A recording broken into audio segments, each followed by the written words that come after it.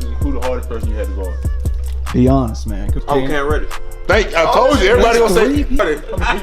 Well, he didn't get me for it. He gave like the person who would guard him, but I'm still on the team, so I'm a part of it. I ain't even sorry what you gave her, but it was more than 40 points. My nigga, I'm glad you said this. I'm glad you have that position.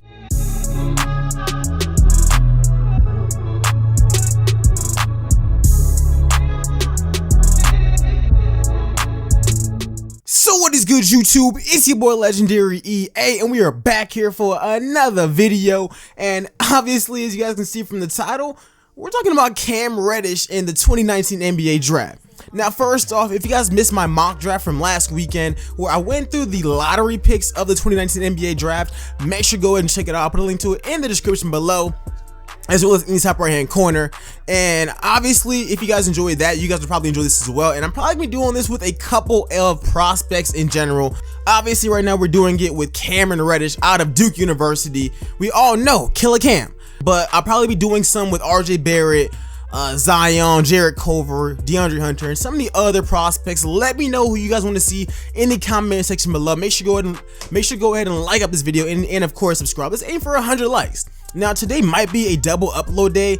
I'm still not sure. It really just depends on if I can get out a rebuild, but regardless, I'm gonna try to do one tomorrow, so stay tuned for that. Obviously, on this channel we are posting the NBA content, the rebuilds, all that good stuff. But I really like these kind of discussion videos because, I mean, I'm not gonna hit you guys with every ounce of facts, but I do like talking about the NBA, and I think that's gonna be really fun. But other than that, let's get straight into it. So obviously, currently on my mock draft, I have Cam Reddish going 4th overall to the Los Angeles Lakers. Now, I did say that I do think the Lakers should trade this pick since they are trying to win now. But if they do not, I do think that they should take Cam Reddish. Obviously, Cam Reddish, he is a 3 and a 2. If you guys don't know what that is, which some people don't, he's a small forward and a shooting guard. And that's pretty much the profile that the Lakers need. As far as the NBA draft combine, he measured in at 6'8" with shoes, 208 pounds, with a 7-foot wingspan. And personally, I think at the beginning of the Duke season, you guys could argue he was really overrated. People were saying after the first game he was better than RJ and Zion, and yeah, I never believed that. But I can say, as far as right now, he's really underrated. Like, people really think that he trash, B. Like, people really think that he trash.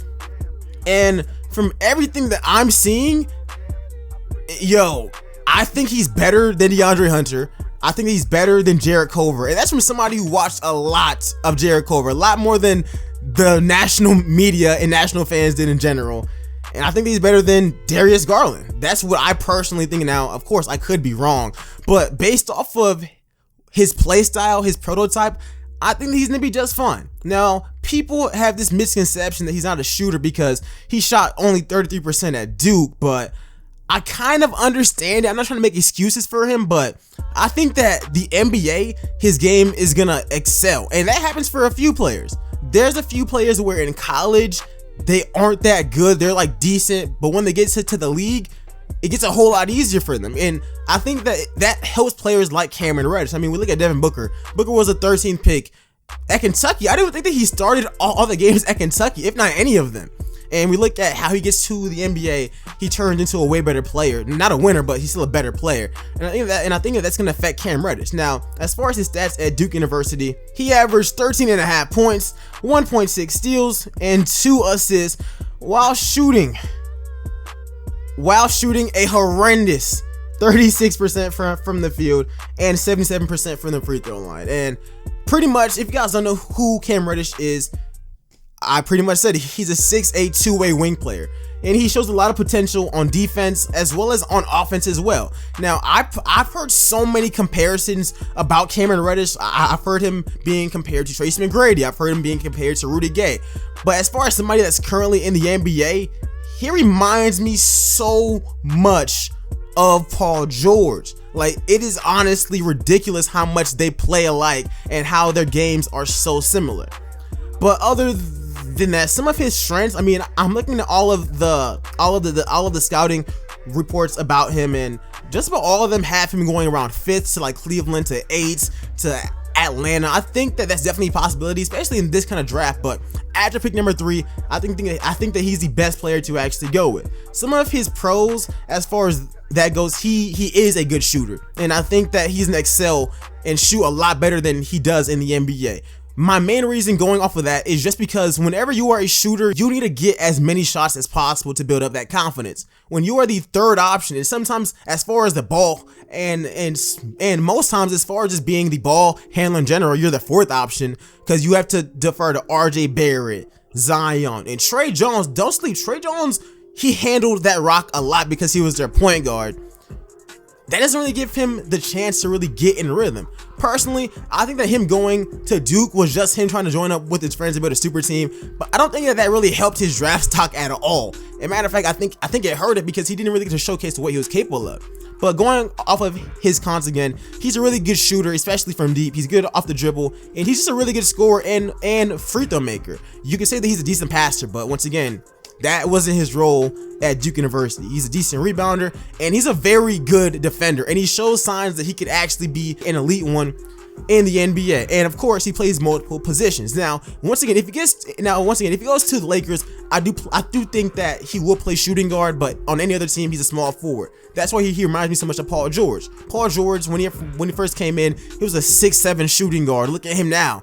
6'8", 6'9", small forward. I think that can definitely be a player that he can model his game after. Now, as far as his cons, I mean, it showed that Duke inconsistent shooter, and sometimes he's a little bit too passive.